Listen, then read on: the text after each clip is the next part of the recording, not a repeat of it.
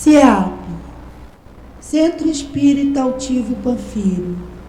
Uma casa de amor.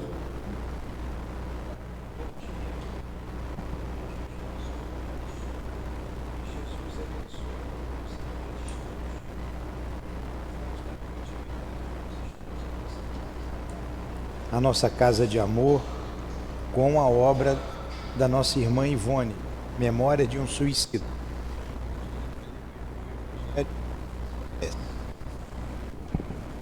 Capítulo 5.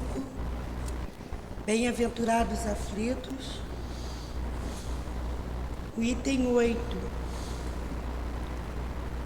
As tribulações da vida podem ser impostas a espíritos endurecidos ou muito ignorantes para fazerem uma escolha com conhecimento de causa. Mas essas tribulações são livremente escolhidas e aceitas por espíritos arrependidos que desejam reparar o mal que fizeram e exercitarem em proceder melhor. Esse é o caso daquele que, tendo feito mal à sua tarefa, pede para recomeçá-la, a fim de não perder o benefício do seu trabalho. Portanto, essas tribulações são, ao mesmo tempo, expiações que castigam pelo passado e provas que reparam para o futuro. Rendamos graças a Deus, que em sua bondade concede ao homem a faculdade de poder reparar seus erros e não o condenar de forma irremediável na primeira falta cometida. Faz, por favor. Pedimos ajuda a Jesus, pedimos ajuda a Deus, acima de tudo, e agradecemos este amanhecer de estudo, agradecemos esta casa, ao seu altivo, a Dona Lourdinha, a todos os espíritos queridos que protegem e que nos auxiliem no nosso dia a dia. Pedimos ajuda à nossa irmã querida Ivone, que auxilie o nosso irmão a passar esse conteúdo para nós, para que possamos entender. Pedimos não só para nós, mas pelos ouvintes também, por todos, encarnados e desencarnados. Pedimos pelo suicida, entendimento das palavras que for lida. Pedimos em nome de Jesus, em nome do amor, mas acima de tudo em nome de Deus, que iniciaremos os estudos no livro Memórias de um Suicida.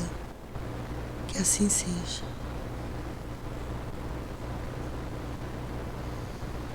Então vamos continuar com o nosso estudo.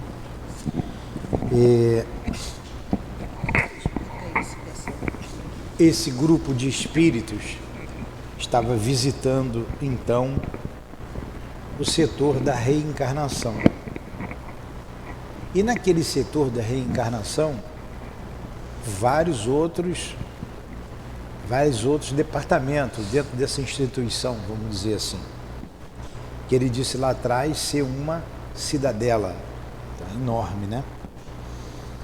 E eles ficaram admirados, estou só situando onde nós paramos semana passada, eles ficaram admirados que espíritos elevados se faziam humanizados para vir à Terra ajudar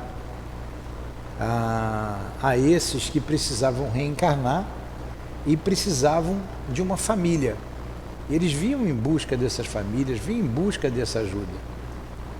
E ele citou, dentre outros, né, o responsável pela torre, o próprio irmão Teócrito, responsável lá pelo hospital. E quando ele falava, eles admirados com tudo, o irmão Teócrito faz uma pergunta. Ele desvia lá dos assuntos, lá dos elogios, e ele faz uma pergunta a esse grupo, que será respondido por Belarmino. Belarmino vai tomar a frente. O Belarmino foi aquele que se enforcou. Ele vai falar. Eu vou ler a pergunta e a Adilane vai começar a ler a resposta. Estamos na página 306, né? Aqui no último parágrafo. É porque na página anterior é o de sexta-feira. É que sexta-feira a gente estuda aqui também um livro, numa reunião privativa. Como a gente vê com mais calma, como eu vejo coisas que eu deixei de falar aqui. E aqui eu acho que eu tenho lido muito rápido. Mas quando a gente terminar o livro, está na metade, a gente vai terminar, a gente vai reiniciar, aí vamos ver com bastante calma. Tá? Mas vamos lá, vou fazer o mais calmo possível. Eu vou fazer a pergunta, Dilane, que na verdade quem faz a pergunta é o irmão Teócrito. E você vai responder aqui, ó, deduzimos. Tá? Então vamos lá. Segundo o que venho observando, meus amigos, tendes aproveitado bastante das instruções que vos têm sido ministradas. Estou informado do vosso interesse por tudo, o que a mim causa excelente impressão, por prenunciar modificação compensadora em vossas resoluções e necessariamente em vossos destinos. Que deduzis do quanto até agora observastes? Então o irmão teórico fez ali um preâmbulo, satisfeito com o grupo, e ele emenda uma pergunta no final, né? E quanto vocês, o que vocês deduzem de tudo que vocês vêm observando? Aí foi, como ele diz aqui, ó, foi Belarmino de Queiroz e Souza quem se fez portador da opinião geral. Deduzimos, eminentíssimo irmão, disse com veemência, que se nos fora dado conhecer estas coisas, quando os homens seriam mais que provável ter-me evitado o suicídio. Eu não entendi isso aí. Deduzimos, eminentíssimo irmão, disse com veemência. Disse com força, né? Com força, com vontade. Tá. Falar com veemência, assim, com impetuosidade, né? Mas aí com força. De maneira eloquente, aí estou aqui com o dicionário, com emoção, com eloquência, está mais para emoção aqui. Eloquência, eloquente é aquele que fala bem, né? Com desenvoltura. Que se nos fora dado conhecer estas coisas, quando homens seriam mais que provável ter-me evitado o suicídio, conduzindo-nos por sistemas opostos ao que nos perderam. Quanto ao que a mim particularmente concerne, entendo que seria forte para as consequências que terei de arrostar destino. Arrostar, levar, arrastar. Mas vamos ver aqui a resposta dele. Logo no início ele dá uma resposta fechada, porque ele perguntou. Olha só. Deduzimos, eminentíssimo irmão, disse com veemência, né? Quem fala veementemente, Leon Denis falava com veemência, tinha eloquência, com emoção, que nos fora dado conhecer estas coisas quando o homem, olha só, se nos fora dada conhecer estas coisas quando homens, se eles soubessem daquilo tudo que eles estão aprendendo ali, seria mais que provável termos evitado o suicídio, conduzindo-nos por sistemas opostos aos que nos perderam. Então por que eles se mataram? Porque eles acreditavam no nada, resolver todo o problema ali. É um sistema oposto, dizer que a vida continua. Agora, reparem bem no detalhe do que ele disse nessa frase. Ó, se nos for, que aqui ele respondeu já a pergunta, agora ele vai discorrer, porque ele era um poliglota, um homem intelectual, intelectualizado. Ele vai dizer aqui, ó, seria mais que provável. Ele não falou, seria impossível cometer o suicídio. Ele não disse impossível, ele disse mais que provável. O conhecimento ajuda e ajuda muito. Nós que estudamos a doutrina espírita, temos o conhecimento, estamos tendo acesso a tudo que eles tiveram lá. Ele está passando para a gente tudo que ele viu. Visitando a colônia, ele está dizendo, descrevendo a colônia, o que tem, como é, ninguém morre, como sofre, quem enlouquece. E tem espírita que se suicida? Infelizmente, sim.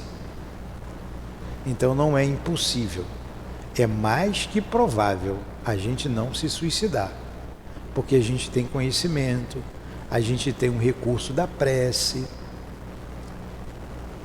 a gente precisa buscar forças em Deus para poder se manter firme diante das vicissitudes da vida.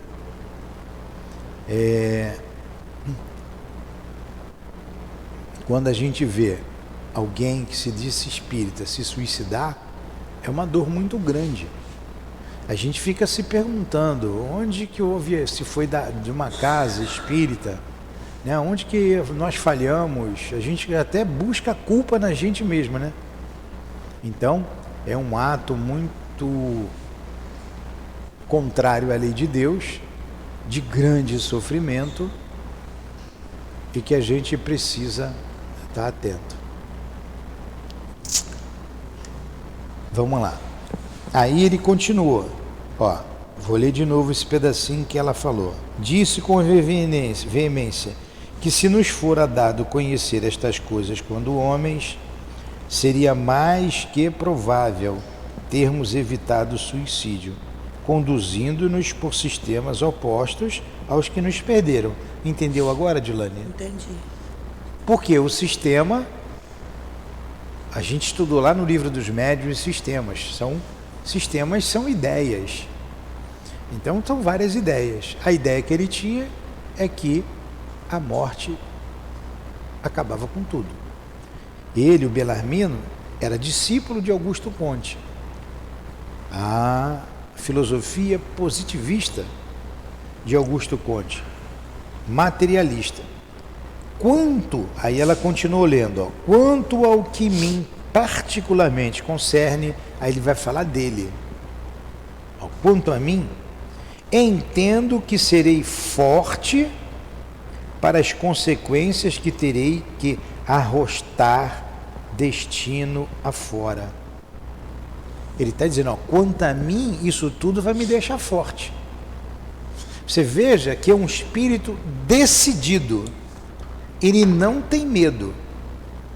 Ele foi o único do grupo, o único daquele grupo que se declarou materialista. O único. Ele disse, inclusive, para os outros amigos que disseram-se cristãos, né? Todos se colocaram como cristãos, todos frequentavam a missa de domingo, e ele foi o único que disse que não. Falei assim, olha, me admira muito, lembra lá no diálogo lá atrás? Me admira muito vocês acreditar em Deus, em Jesus, na existência da alma e se suicidar. Ah, porque eles acreditavam em Jesus? Todos eles. Todos eles. Não lembra lá do Jerônimo? Todos eles acreditavam. O que foi? Nada. E o único que não acreditava era o Belarmino. O Belarmino vai e diz, olha, eu fui discípulo de Augusto Conte. Eu tive a tuberculose e para não contaminar ninguém, eu resolvi pôr fim à minha vida. Tudo ia se acabar. Assim eu acreditava. Dá a entender que a sua mãe posteriormente também se suicidou, porque também era discípulo de Conte, e o seu pai também, lembra? Seu pai era discípulo de Conte. Quando ele teve a tuberculose, ele disse, não vou contaminar mais ninguém, eu vou acabar logo com tudo, para que sofrer mais? Ele foi coerente com o seu raciocínio, um raciocínio lógico. Os outros não, os outros foram incoerentes. Como acreditar em Deus, como acreditar na vida futura e se matar? Os outros foram incoerentes. Ele, acho que vale a pena a gente lá saber quem foi o Belarmino.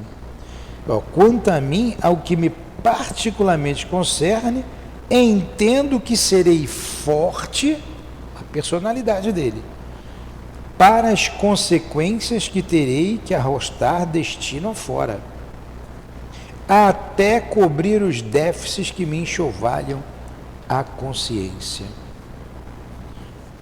Vamos ver se eu encontro aqui, se der, se eu achar rápido, eu vou dizer para vocês aqui quem foi o Belarmino, para a gente lembrar.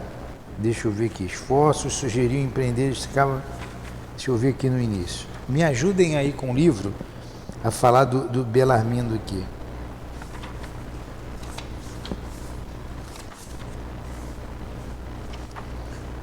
Foi lá no início, acho que lá no capítulo 2, por aí, que eles vão na... o Romeu e Alceste aqui, Edilane. Que eles vão lá aos réprobos, no capítulo 2, né? Aí vai falar dos réprobos.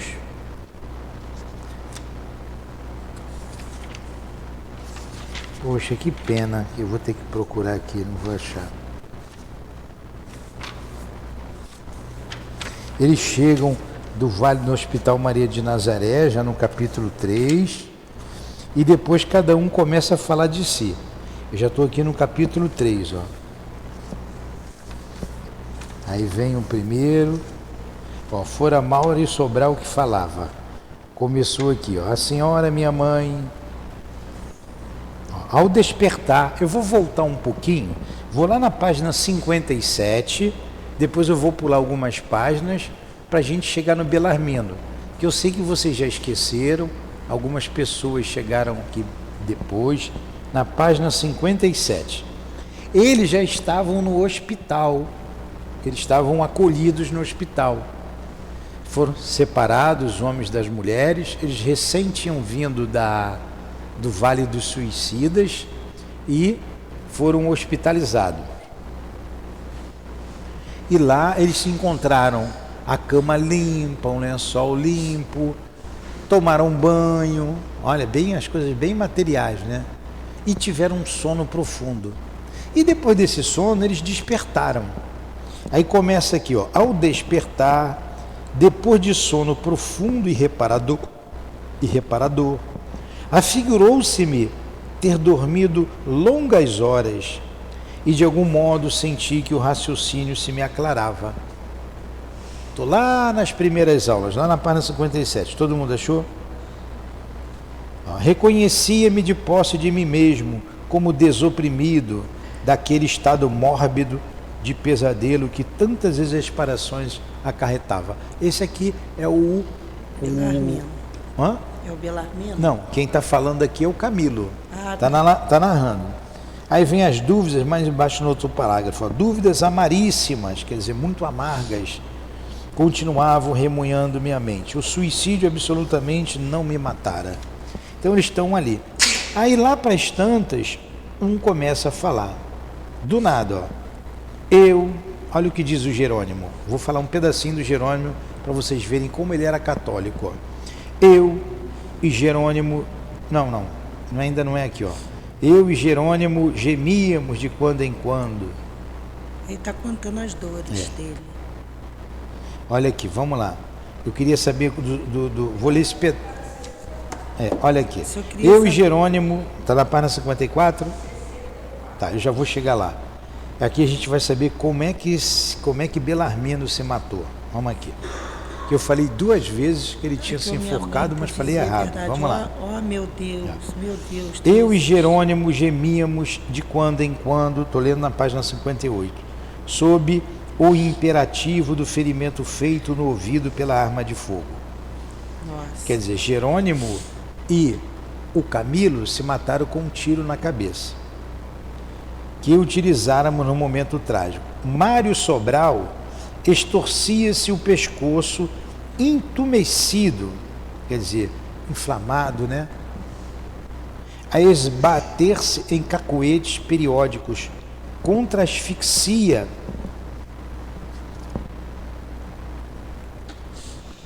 pois enforcara-se. João de Azevedo, retendo a mente torturada no envenenamento do corpo que lá se consumira. Sob o segredo do túmulo, chorava de mansinho. Então João de Azevedo se envenenou, o Camilo e o Mário Sobral deram um tiro na cabeça. Não, o Camilo e o Jerônimo deram um tiro na cabeça, o Mário Sobral se enforcou, né, por causa da moça lá, e o Belarmino, a esvair sem sangue, o braço dolorido, entorpecido, já paralítico, preludiando desde aquele tempo o drama físico que seria o seu em encarnação posterior, pois fora ao suicídio golpeado nos pulsos. Ele cortou os pulsos. Então aqui, nesse parágrafo aqui na página 58, está aqui como eles se mataram.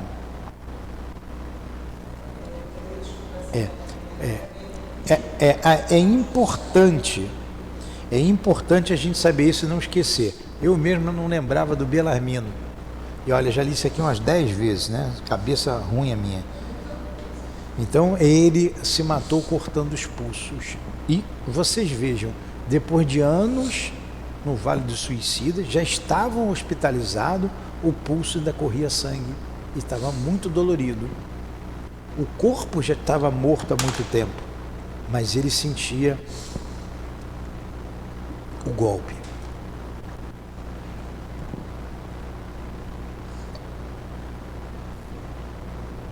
Eu aproveito aqui para beber água, porque o dia é tão corrido, eu não me lembro de beber água e quando eu vejo já estou dormindo. Aí ele vem, de repente, de chofre, ainda na página 58. A voz de um enfermo, nosso companheiro, quebrou o silêncio da meditação em que mergulhávamos o pensamento, externando as próprias impressões como se apenas a si falasse. Então, ele começa a falar dele mesmo. Né? Quem é esse que começa a falar? Acho que é o Jerônimo. Aí ele fala da mãe, a senhora, minha mãe, era possuída de humilde e simples. Vou ler o que Jerônimo, a crença do Jerônimo. A senhora, minha mãe, já está na página 59, era pessoa simples, humilde, de poucas letras, mas boa, devotada à crença e ao respeito a Deus, a mãe dele.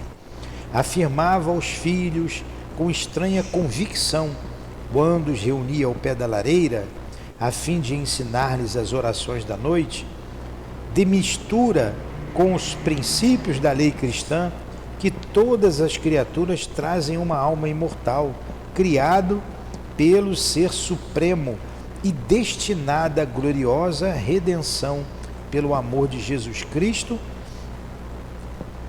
e que dessa alma daríamos conta um dia ao Criador e Pai. Olha, ele foi educado assim.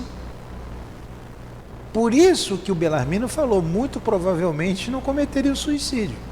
Porque esse aqui continua. Nunca mais desde então obtive ciência de mais alto valor e mesmo assim se suicidou. Considero as aulas ministradas por minha mãe durante o serão da família superior às que mais tarde aprendi na universidade. Ele deu mais importância ao que aprendeu com a mãe ali, sobre a alma, sobre Jesus Cristo, sobre Deus, do que ele aprendeu na Universidade de Coimbra. Infelizmente para mim, sorri a sabedoria materna, embrenhando-me pelos desvios das paixões mundanas.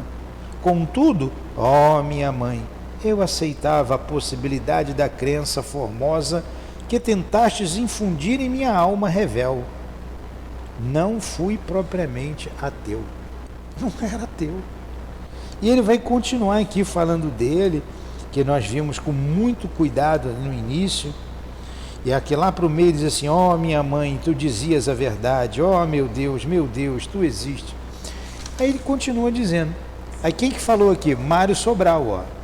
Fora, né? Aí ele chega assim, lágrimas abundantes, macabras, provocaram. Fora Mário Sobral que falara, não foi Jerônimo, foi Mário Sobral.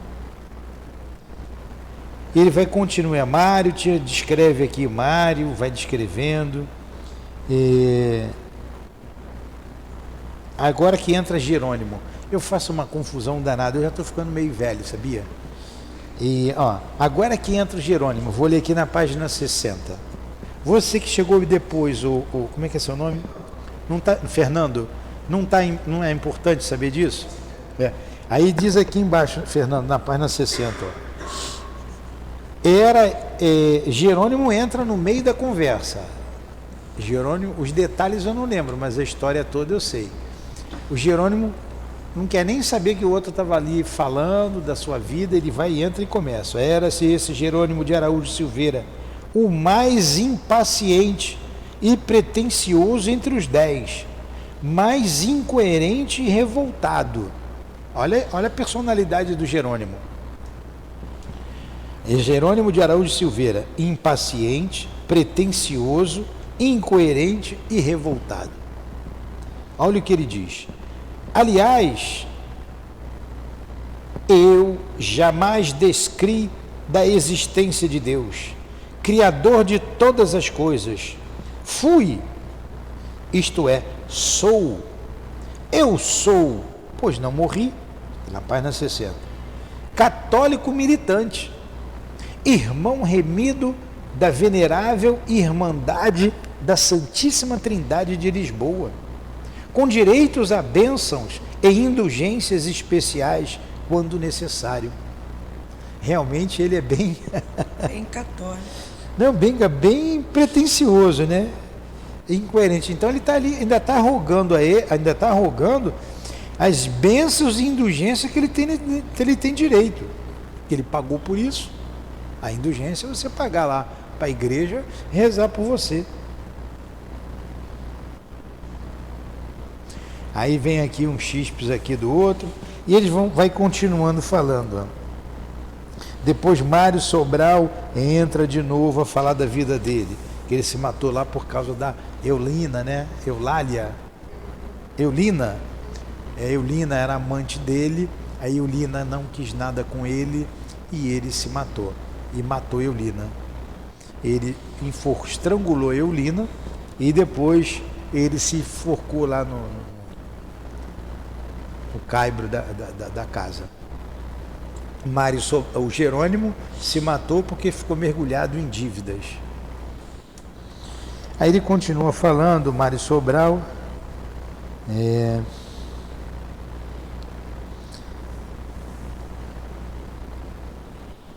Cada um vai falando de si. Aqui ele começa a falar do Belarmindo, na página 63.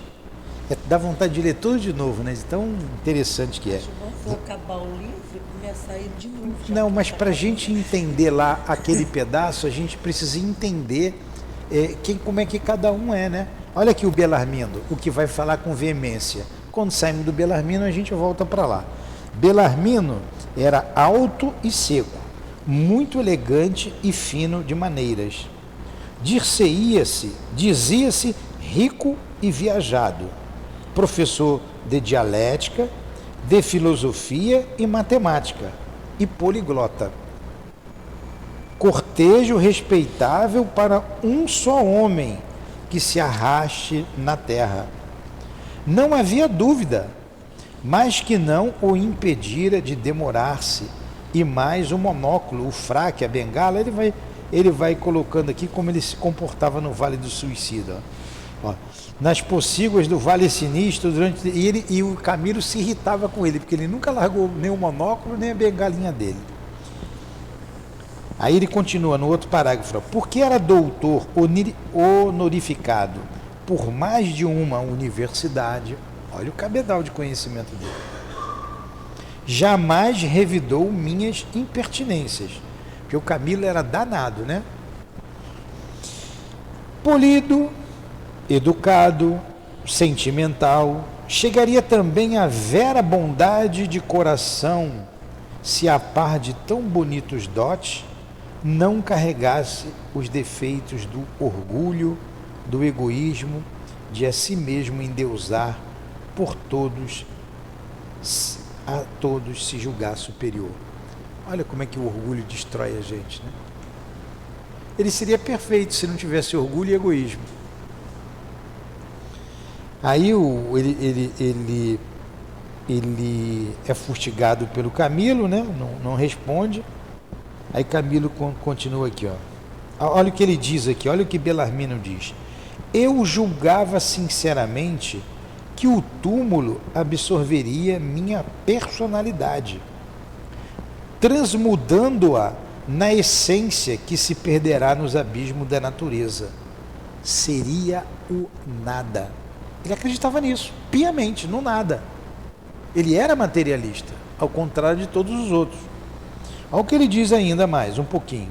Discípulo de Augusto Comte, a filosofia levou-me ao materialismo, ao mecanismo acidental das coisas. Única explicação satisfatória que ao raciocínio pude oferecer, diante das anomalias com que deparava a cada passo pela vida em fora, para me alarmar o coração e decepcionar a mente. Aí vocês vejam que essas doutrinas todas surgiram no século XIX. E quantos se foram levados ao suicídio por descrença, que a única crença que as pessoas tinham era no catolicismo. E ela não atendia essas mentes pensantes. Ela não atendia mais. Na França, eles todos aqui eram portugueses. Deus foi expulso com a Revolução Francesa. Deus foi expulso. Depois vem Napoleão Bonaparte, ele ameaça a invadir Portugal, que Portugal ficou em cima do muro ali, né, com a Inglaterra e a França. Enfim, esses são filhos dessa revolução, que apesar de ter acontecido na França, ela se espalhou por toda a Europa. Olha que momento difícil que passava a humanidade. E nesse momento difícil, de descrença, é que surge a doutrina espírita.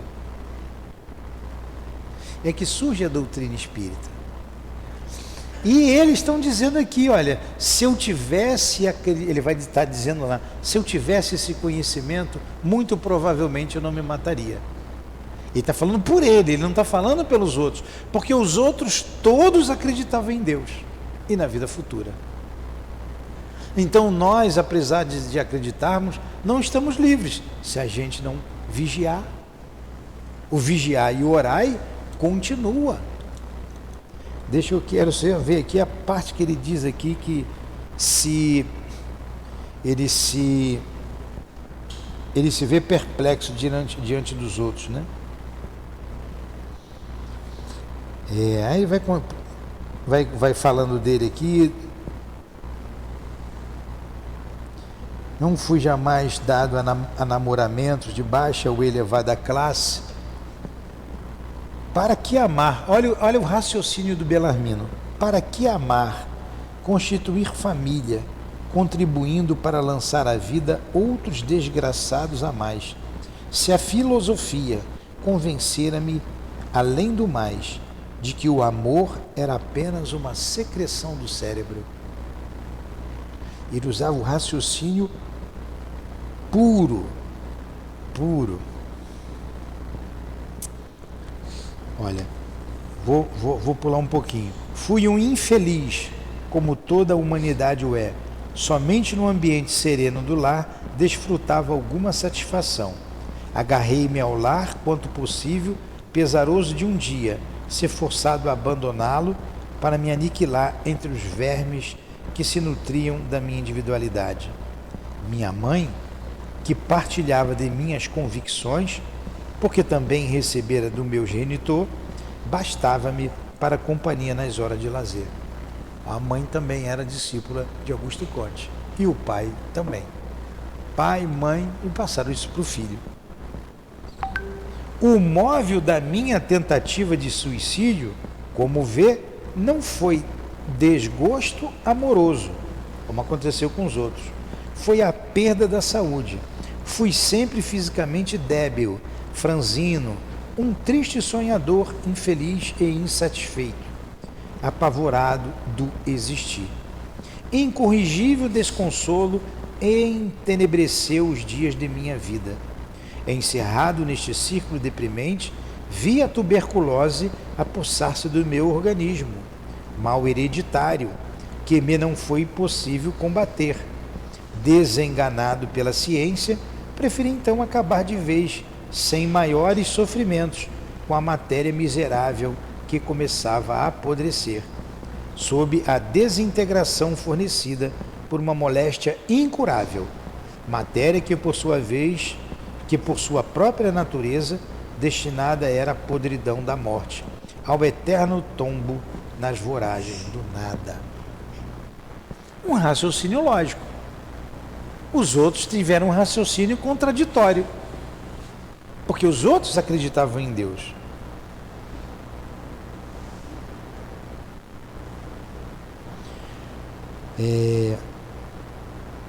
Para que, pois, só vou terminar esse parágrafo, para que, pois, esperaria eu a marcha dolorosa da tuberculose extinguir minha individualidade em lentos suplícios, sem consolo, sem esperança compensadora no porvir de além-morte, onde não encontraria senão aniquilamento absoluto, a desintegração perfeita, espantalho humano atirado ao desalento, do qual fugiram todos, a própria mãe inclusive.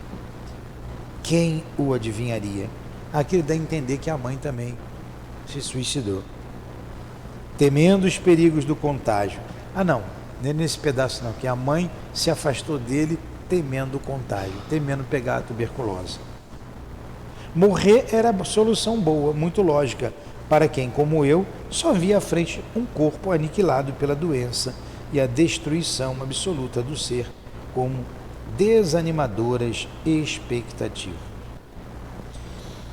Aí, ele lá para frente, né, ele vai dizer que, lá numa conversa que eu já não me lembro onde está, que ele vai dizer que ele é o único coerente, porque os outros todos acreditavam em Deus.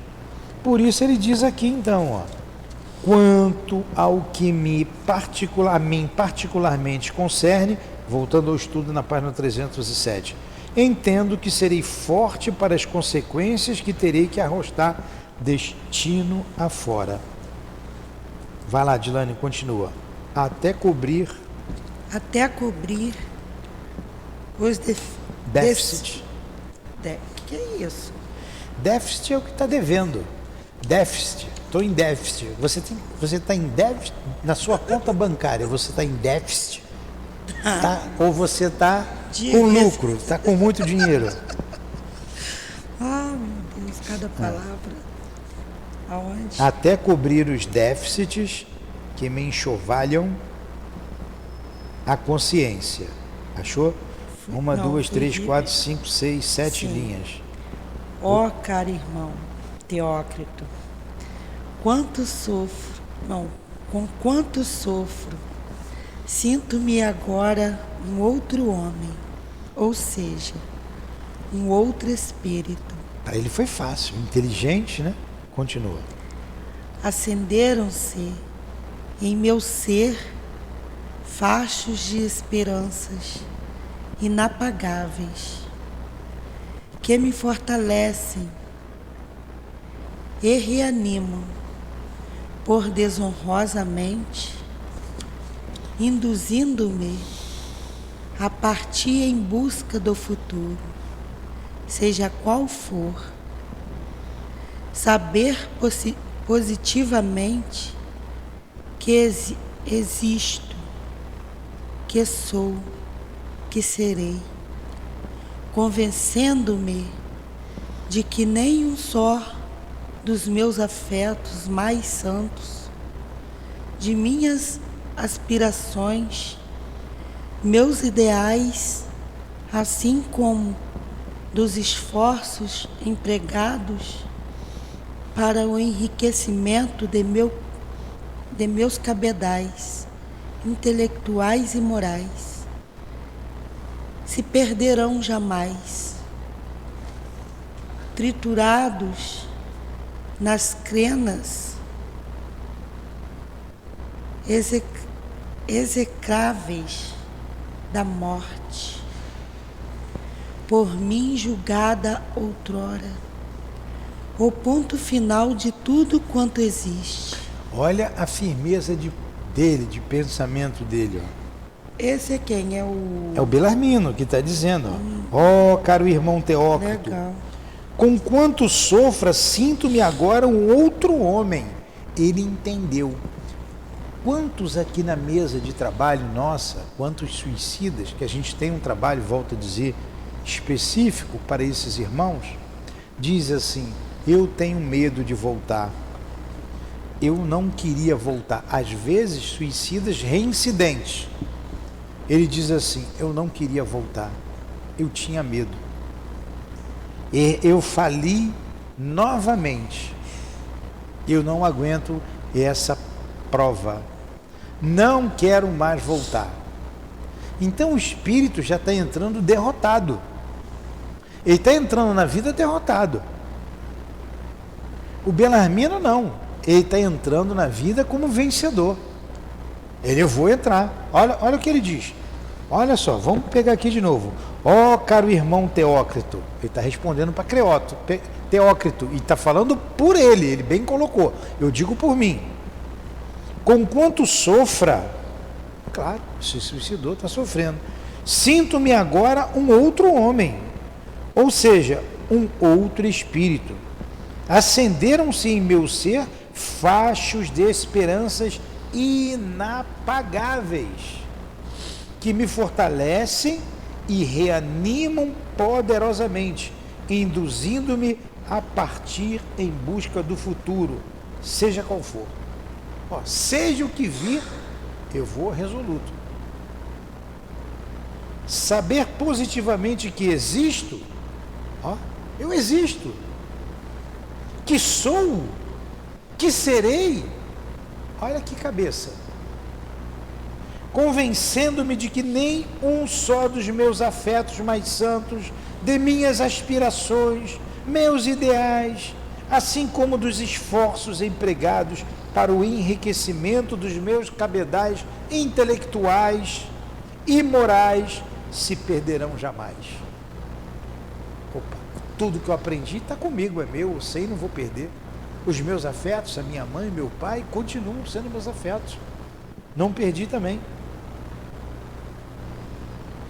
Triturados nas crenas execráveis da morte. Isso não se perdeu na morte. Por mim julgada outrora, lembra lá que a gente viu lá ele sendo discípulo de Augusto Conte? no ponto final de tudo quanto existe. Outrora, a morte era o ponto final. Certo de que a eternidade é a minha sublime herança, a qual me assistem direitos legítimos pela filiação divina, de que, como espírito descendo, olha, muitos de nós não temos essa convicção dele. Sou herdeiro de Deus, é o que ele está dizendo. Sou filho de Deus. E se sou filho de Deus, descendo de Deus. E se descendo de Deus, sou. Tudo me pertence. Tudo me pertence. Certo de que a eternidade é a minha sublime herança, a qual me assistem direitos legítimos pela filiação divina, de que como espírito descendo, sou herdeiro de Deus. Vocês têm essa convicção de que vocês são herdeiros de Deus? Ou nos momentos difíceis da vida a gente se perde? A nossa fé esborona.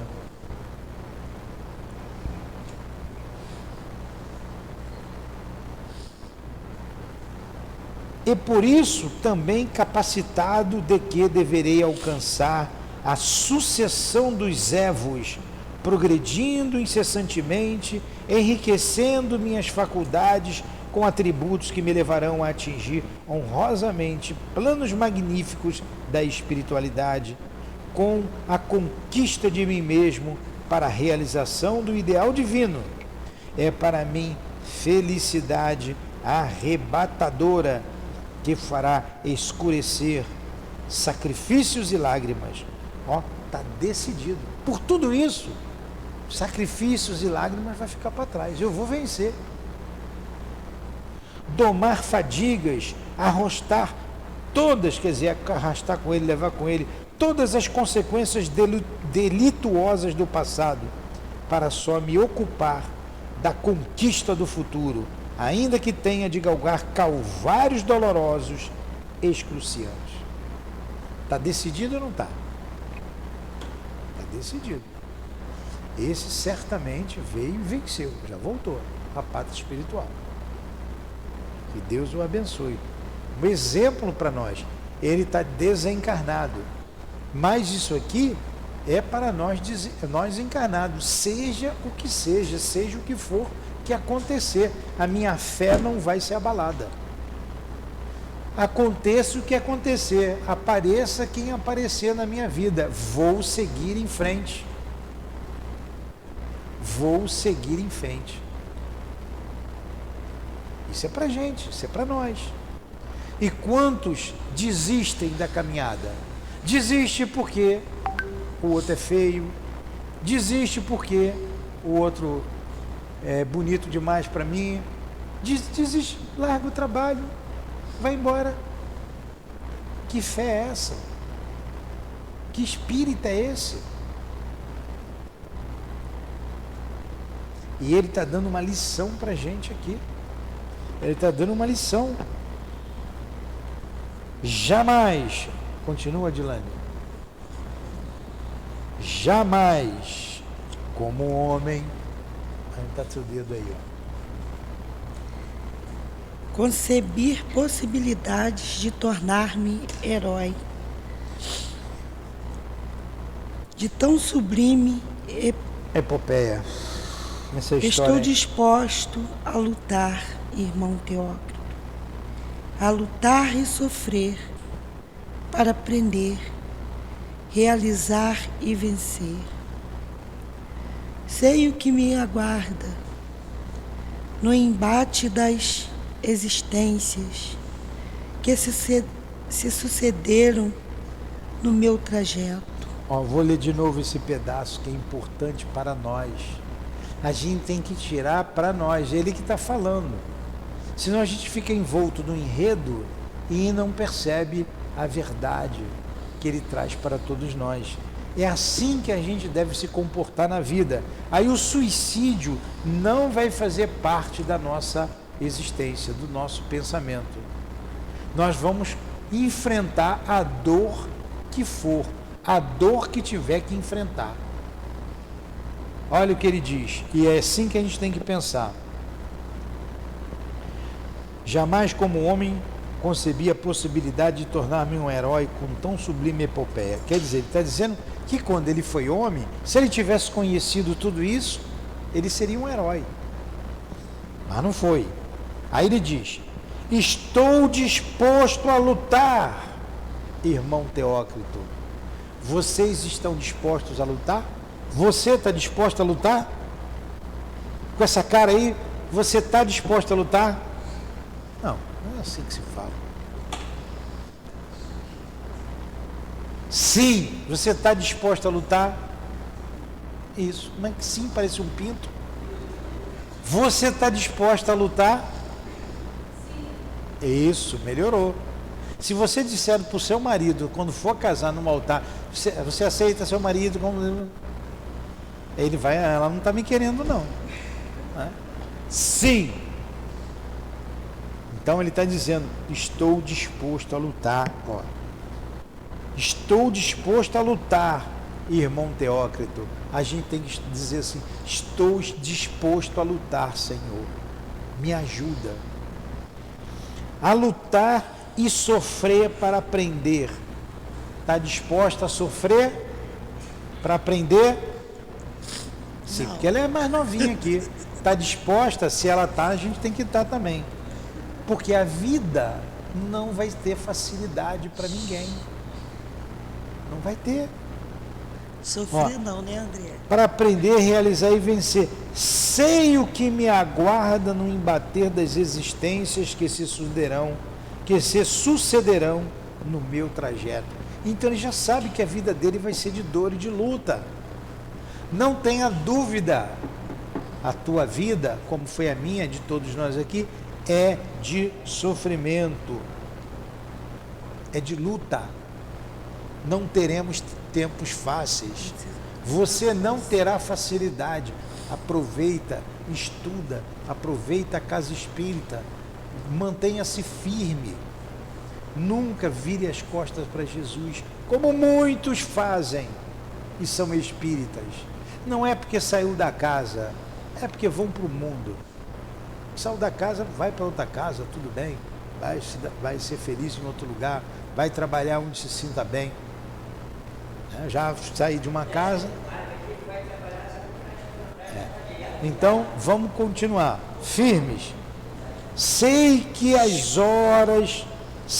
de horas amargas hão de suceder-me as potências da alma. Olha, horas amargas. Ele está sabendo dele, mas é para nós também. Vão suceder a gente, tá vendo, Fernando? Também você é um rapaz novo. Sei que de horas amargas hão de sacudir-me as potências da alma nos séculos que se dobrarão. Dobrarão, deve ser dobrar, no carreiro de minha jornada evolutiva. Mas não importa, eu sou imortal, e se um Deus Todo-Poderoso me destinou à eternidade, será para a realização de um ideal sublime. Viu, Andriele? Não importa, Deus te deu a vida. Nada vai tirar a vida de você. Ninguém vai tirar a vida de você. Ninguém. Não importa as dores. Não importa. Eu, quando era infantaria, dizia, não importa tocaio da morte. Não importa. Porque Deus, como ele diz aqui, Todo-Poderoso, nos destinou à eternidade. Você é eterna. Nós somos espíritos eternos. Será para realizar um ideal sublime, cuja verdadeira perfeição escapa às minhas concepções ainda bizonhas de precito de uma colônia correcional. Precito, né, um iniciado ali. Ele não sabe o que é a verdadeira perfeição, mas nós sabemos, vocês sabem o que é a verdadeira perfeição? Mas nós sabemos que somos imortais. E nós temos que ter decisão para viver. Não pode ser frouxo. O frouxo se entrega, se mata. Como diz, é um valente diante da vida, um valente diante da morte e um covarde diante da vida. Porque se acovardou diante dos embates da vida. E a gente não pode se acovardar. E quem se suicidou aqui, e esteja aqui, os espíritos, peguem um exemplo de Belarmino. Vou vencer. Não importa o que aconteceu, eu vou vencer. Porque a nossa vida não é fácil. Não é fácil para ninguém. Para um ex-suicida é mais complicado. Mas não é impossível vencer. É possível. Eu só vou terminar o parágrafo para a gente terminar a aula. Não, porém, para errar e sofrer sempre. Ele é um bisonho, um precito da colônia. Porém, não para errar e sofrer sempre, porquanto o Criador onipotente não se limitaria a deixar a sua descendência tão parcos recursos de ação. Olha o aprendizado dele. O Criador, Deus, não teria dado parcos recursos para nós. Ó venerável Teócrito, sinto-me inferiorizado ainda. Ainda não me despojei sequer dos bacilos que correram minha alma na última organização animal, por mim destruída, antes que o vírus da tuberculose terrível a apodrecesse de vez, enervado que fiquei ao vê-la nauseabunda e detestável. Sei que terei de voltar à terra muito brevemente, pobre, órfão, tuberculoso ainda. Olha como vai ser a vida dele aqui na terra. Pobre, órfão, tuberculoso, porque tudo isso ele deixou para trás. Tolhido por decepções diárias, precito a quem não acalentará o calor de uma só ilusão. Então ele precita pressentir, não vai ter nenhuma. Precito a quem não acalentará o calor de uma só ilusão. Ele não vai se iludir com nada de bom que vai acontecer com ele. Pobre, sem mãe, tuberculoso, vai ter tuberculose. Nossa. Sei disso, mas estou disposto a tudo levar de vencida. Com tudo isso ele está disposto a levar de vencida, ele vai vencer. Por que vocês vão dar mole e destruir a vida de vocês? Por que pensar no suicídio? Que se esse espírito com tanta dor está disposto a vencer, tenho certeza que venceu. É igual você vai jogar lá uma partida de futebol, não, o adversário é mais forte, é melhor, vai tomar de goleada. Eu vou jogar, vamos partir, é 11 contra 11, vamos vencer isso aí. Ele está entrando com vontade de vencer, sabe das dificuldades da vida, o adversário são as dificuldades que ele vai encontrar. Regozijo-me até com a severidade dessa justiça soberana. Ele fica feliz com tudo isso que vai acontecer com ele. Que venha a dor, que venha a prova, que venha a expiação. Mas a gente tem que ser forte como Cristo e como ele está sendo. Mas Senhor, me ajuda nas minhas fraquezas. Não me deixe esmorecer. Porque a lógica irrefragável que a proclama revela-a também oriunda de uma sabedoria que impõe com a força do direito. E curvo-me então, resignado e respeitoso. Caramba, hein? O que é o resignado? O resignado é aquele que aceita a dor sem reclamar. Diante da situação que eu não posso resolver, vou ser resignado. Cortou meu braço, arranquei meu braço fora. Dá para colar o braço de novo?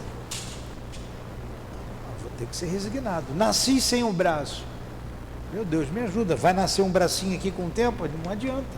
Então, para que eu vou me revoltar? Vou ser resignado. diante de uma dificuldade, eu não vou reclamar. E a gente para por aqui. Deixa eu só ver a outra frase aqui. Teócrito sorriu, passou complacentemente a destra sobre o ombro do interlocutor e observou paternalmente. A gente vai ver na aula que vem. Claro que ele sorriu, né? Diante de tanta vontade de viver. Caramba, tá tudo caindo. Eita. Aí, Lourdinha. Lourdinha, ó. Diante de tanta dor,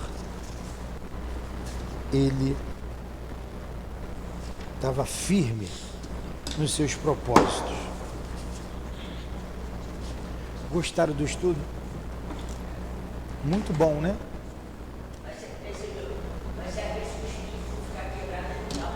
Isso. Depois a gente vai conversar. Entenderam? Quer perguntar alguma coisa? Entendeu, Andriele?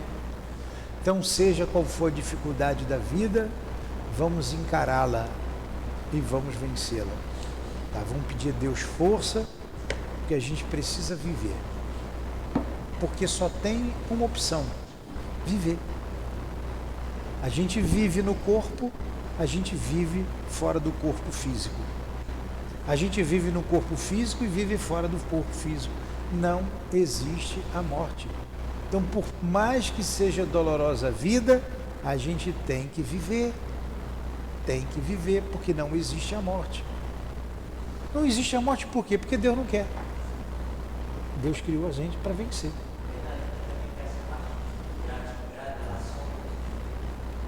Então, Senhor, te agradecemos os estudos de hoje. Agradecemos a inspiração da nossa irmã Ivone, do nosso irmão Camilo, do nosso querido Leon Denis, o apóstolo do Espiritismo, que nos incentivou, que nos inspirou nesses momentos de reflexão em que o irmão Belarmino relata a dor que encontrará na terra, mas que sairá vencedor. Obrigado a vocês. Estimula-nos a ter esta fibra que esse irmão teve lá no mundo espiritual, o Belarmino. Que tenhamos essa fibra, essa vontade de viver, e que as dores que aparecerem em nossa vida, saibamos enfrentá-las com fé e esperança. E para que aconteça tudo conforme os teus desígnios, Senhor, dai-nos forças, ajuda-nos a vencer essa etapa da vida eterna que nos encontramos agora na reencarnação atual. Ajuda-nos que a morte, através do suicídio, seja banida do planeta Terra, que a crença na imortalidade se espalhe por todos os cantos da terra, Senhor. Que a doutrina espírita seja essa alavanca do progresso moral, provando a todos que a morte não existe e que o suicídio é um engodo. Que alguém que nos escute, seja onde estiver, jamais pense na morte, pois ela não existe. Jamais pense no suicídio. Não. Só existe a vida. Não existe a morte. Que Deus ajude a todos que choram neste vale de lágrimas que é a terra. Ajuda-nos com resignação a passar pelas provas e as expiações que nos são impostas pela lei superior. Rogamos por esses irmãos que se exporam nesta obra, que sejam felizes, que tenham tido a vitória, que vençam.